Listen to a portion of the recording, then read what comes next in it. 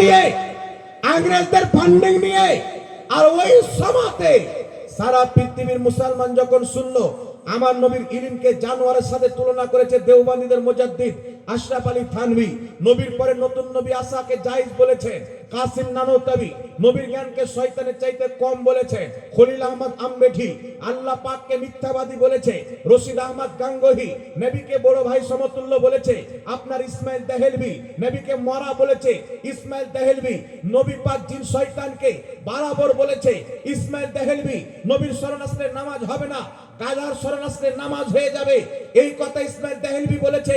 যখন মুসলমান পাবলিক শুনলো, তারা কানে হাত দিয়ে চোখের পানি ফেলে আল্লাহর দরবারে কেউ খাজা মঈনুদ্দিন চিশতির মাজারে গিয়ে দোয়া করছেন, কেউ মখদুমে সিন্নার মাজারে গিয়ে দোয়া করছেন, কেউ আলাউল হক পান্ডবীর মাজারে গিয়ে দোয়া করছেন, আর দোয়া করছেন বলছেন আল্লাহ এমন একজন ব্যক্তিকে পাঠিয়ে দাও যে এই সমস্ত বেঈমানের দাঁত ভাঙার জবাব দিবে।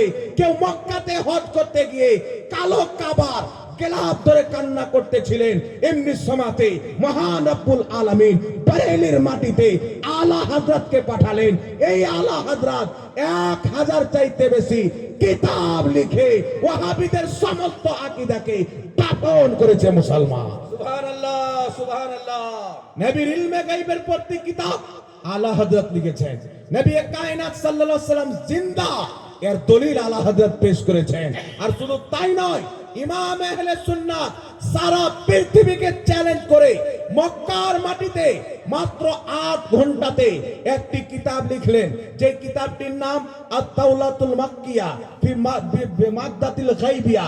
এই কিতাবকে 8 ঘন্টাতে লেখে যখন মক্কা মদিনার ইমামদের সামনে পেশ করা হলো, তারা এই কিতাব পড়ার পর নিজের মাথার পাগড়ি খুলে আলা হযরতের কদমে রেখে বলেছিলেন, আহমদ রাজা সারা পৃথিবী ঘুরলে হযরত পাওয়া যাবে, আর তোমাকে দেখলে আলা হযরত পাওয়া যাবে। নারে তাকবীর, নারে তাকবীর, নারে রিসালাত, নারে রিসালাত, আহলে সুন্নাতুল জামাত, নারে তাকবীর। এখন আপনারা বলেন বাবা, এই যে সমস্ত আকীদা যারা লিখেছেন, এদের দলে চলনেওয়ালাকে দেওবন্দি বলা হয়, এদের দলে চলনেওয়ালাকে আহলে হাদিস ওয়াহাবি বলা হয়।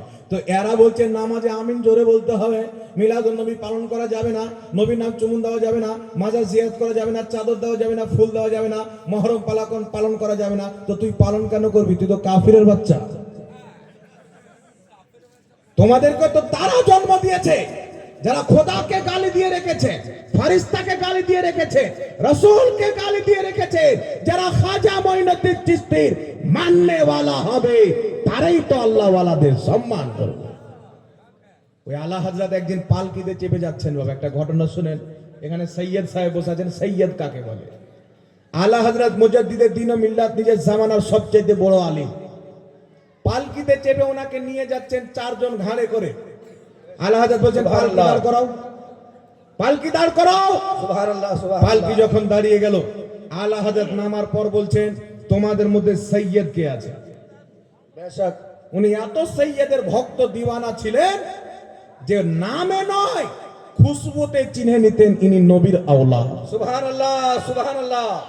আলা হযরত বলছেন পালকি দাঁড়াও, পালকিকে দাঁড় করানো। তোমাদের মধ্যে সৈয়দ কে?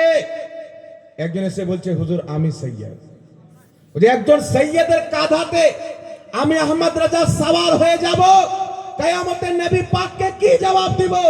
আপনি পালকিতে চাপেন, আহমদ রাজা আপনাকে ঘাড়ে করে নিয়ে যাবে। আল্লাহু আকবার। এইরকম সম্মান তিনি করেছেন। ফাতাওয়া রাজবিয়া শরীফের মধ্যে আলা হযরত লিখছেন, কোন সৈয়দ যদি ফাসিক হয়, গুমরা পর্যন্ত হয়ে যায়, আর তার গুমরাহি যদি কুফর পর্যন্ত না যায়, তবুও তার তাজিম করা শরীয়তে ওয়াজিব রয়েছে। সুবহানাল্লাহ। নবী রক্ত হওয়ার কারণে, রাসূলুল্লাহ রক্ত হওয়ার কারণে এই পৃথিবীর মুসলমান আল্লাহর নবী সাল্লাল্লাহু আলাইহি সাল্লামের মুখ দিয়ে দান্দার মুবারক যখন শহীদ হয়েছিলেন, এইভাবে রক্ত বেরিয়েছে। তো হযরতে মালিক রাদিয়াল্লাহু তাআলা আনহু সাহাবী রাসূল দৌড় দিয়ে গিয়ে নবী পাক সাল্লাল্লাহু আলাইহি সাল্লামের রক্তকে চুষে পান করে নিলেন। সাহাবায়ে কেরাম মশলা জানতেন, মানুষের রক্ত পান করা হারাম। জি। হযরতে